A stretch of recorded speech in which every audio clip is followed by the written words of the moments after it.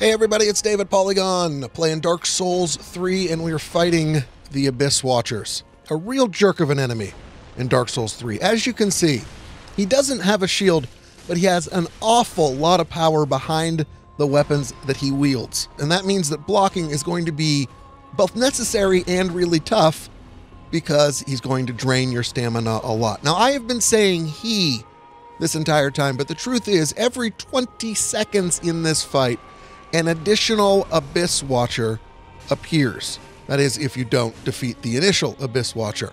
Like the Crystal Sage before it, the other Abyss Watchers are sort of fakers.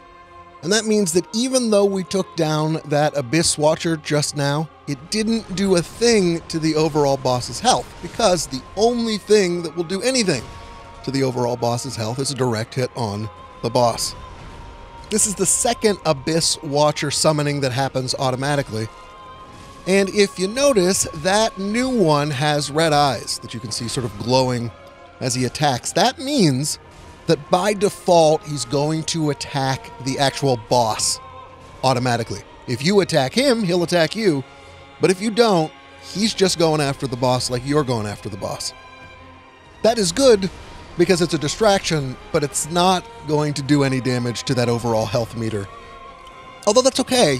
When it happens, let them duke it out, get your distance, fight with ranged weapons if you have them, or heal and plan your next attack. Believe me, I learned this one the hard way, because the instinct is to go in and fight them. But if you do that, you're just going to bring a lot of attention to yourself. So if at all possible, let them duke it out, rather than create an unintentional cluster of 3 of them fighting you at the same time. Here we are in the second phase of the fight, where he gains fire attacks. As with any boss who has fire, you might want to equip armor and shields that have good fire damage reduction. Also, really stay the heck away from him, if at all possible, because he is just going to unload and make you furious. The good news is, as you can see, if you get up close enough and he's between moves, or even if he begins his move, you hitting him will actually cancel out some of those attacks.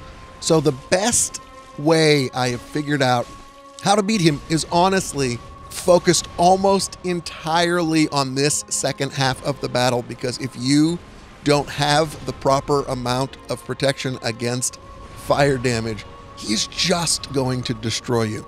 And straight up, by wearing the right clothes and equipping the right shield,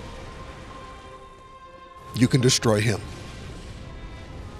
The only other thing really to keep in mind is to keep an eye on your stamina bar, because his attacks are so furious and so unrelenting that he will absolutely destroy your stamina bar really, really fast and really, really consistently.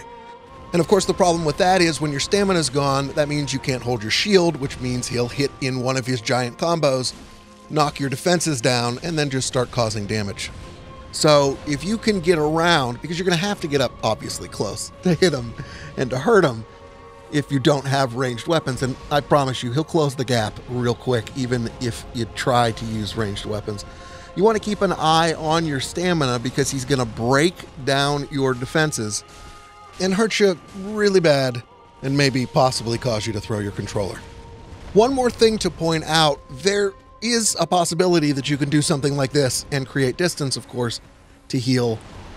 And sometimes that works out really well, because it throws him off of his game, and you've got your health and your stamina, and you can unload and take him down.